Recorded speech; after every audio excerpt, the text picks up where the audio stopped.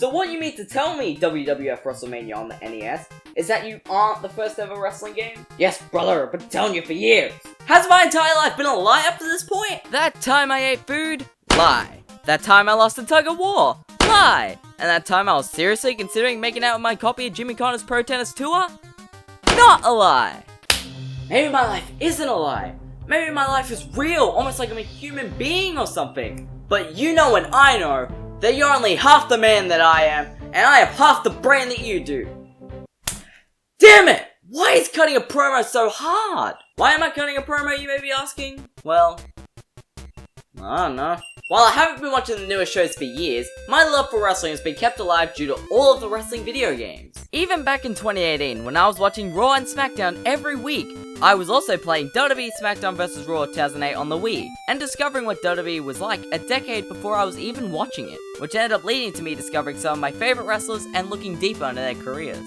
I love wrestling games, and they are pretty much how I know 90% of the wrestlers that I know. So I thought it'd be fun to play through every single WWE game and hopefully gain some more knowledge about wrestling. That at this point I probably already know, but heck, let's just start with WWF MicroLeague Wrestling. WWF MicroLeague Wrestling is the first WWF game released in 1987 for the Commodore 64 and Atari ST, with ports for the Amiga and MS-DOS releasing 2 years later. We will be playing the DOS version because I decided to play that one. And if you're not down with that, I got 2 words for ya! I don't care. And no, that is not 3 words, because I is a letter, not a word. Before I get into the gameplay, I just have to say that this was a bitch to set up. First off, you put in the disc to load the title screen, and then you need to put in another disc and get one specific word from the manual so the game knows that you didn't pirate the game. Now of course, I emulated the game, so on top of me being completely dense when it comes to PC gaming, I had to try and find the manual online so I could even play the game. And if you think it's wrong for me to say I'm dense, I managed to play a full match without realizing I had full control of both Ted DiBiase and Hulk Hogan. And I never questioned why Hulk Hogan wasn't picking any other moves besides a punch. I'm not very bright. And for some reason, when I tried to load the Macho Man fight, it would just load the Ted DiBiase fight. So I had no choice but to go to the Internet Archive to play that match. This game better be good, I swear. So wrestling games usually allow you to take control of your favorite wrestlers and beat up wrestlers you don't like. And that's kinda the case in WWF MicroLeague Wrestling. Kinda. When it comes to winning a match, I have no idea. I got my ass beat by Ted DiBiase, and I ended up getting a draw with Hulk Hogan as the Macho Man, because there's a damn time limit. And instead of just having the winner be the person with the most health remaining, like in a fighting game, you just get told, you wasted your time and you're never getting 10 minutes back. Screw you.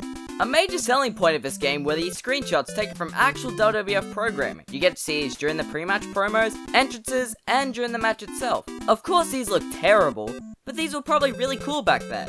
But I'm sure the abomination that is this game's sound design wasn't cool then, now, and forever. You go from having ear-bleeding music to nothing but sound effects during the match, which I can't decide if a game being more boring due to this lack of music, or having my ears bleed is worse. And you know something is bad if I'm considering having my ears bleed to be a good thing. But don't get me wrong, I love how accurate the presentation is to WWF programming from that time period. And that instead of getting some very generic promos before the match, these are actually directed towards the opponent, which is a neat detail.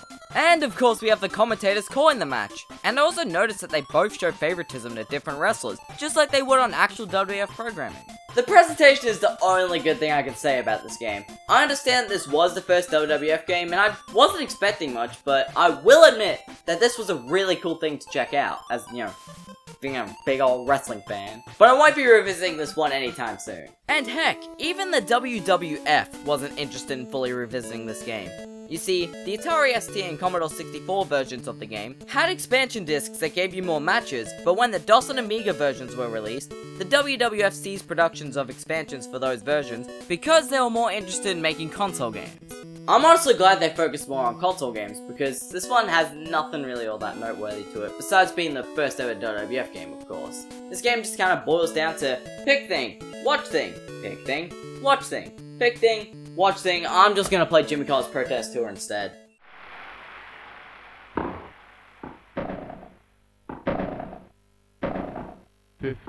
Love. Yes! I finally got a point! 15, all. Damn it!